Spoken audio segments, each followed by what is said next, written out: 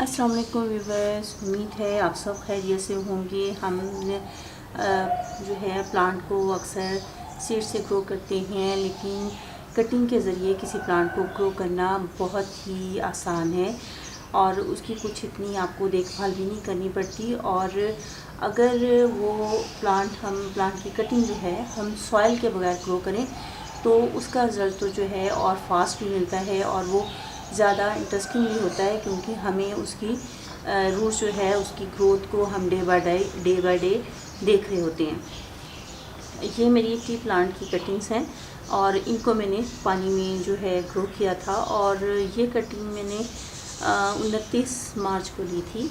और आप देखें कि ये कटिंग लीफ के साथ मैंने ग्रो की थी, इसके साथ इतने ज़्यादा लीफ भी थे।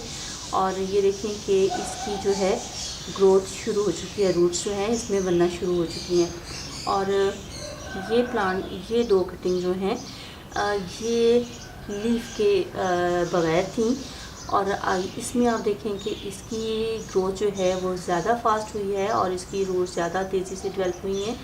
और इसमें ये यहाँ पे आप देखें कि लीफ जो है वो भी निकलना शुरू हो गए हैं। रूट्स इसकी काफ़ी दिन पहले शुरू हो गई थी, मैं इसके आपके साथ शेयर नहीं कर सकी।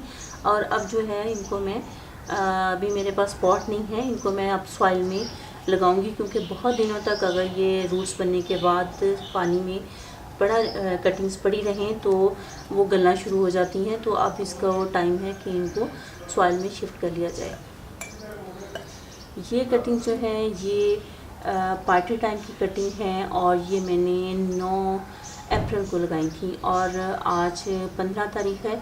और आप देखें कि इसकी रूट जो है वो कितनी तेज़ी से डेवलप हुई है। तमाम कटिंग जो हैं उनकी रूट जो हैं वो बनना शुरू हो गई हैं और इनको जो है अब इनको भी सॉइल में लगाने का टाइम आ गया है।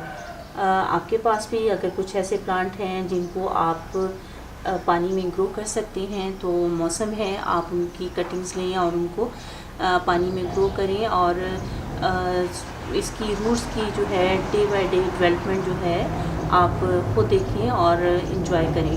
उम्मीद है वीडियो आपको पसंद आई होगी। आइंदा किसी और वीडियो में आपसे फिर मुलाकात होगी, तब तक के लिए अल्लाह हाफिज़।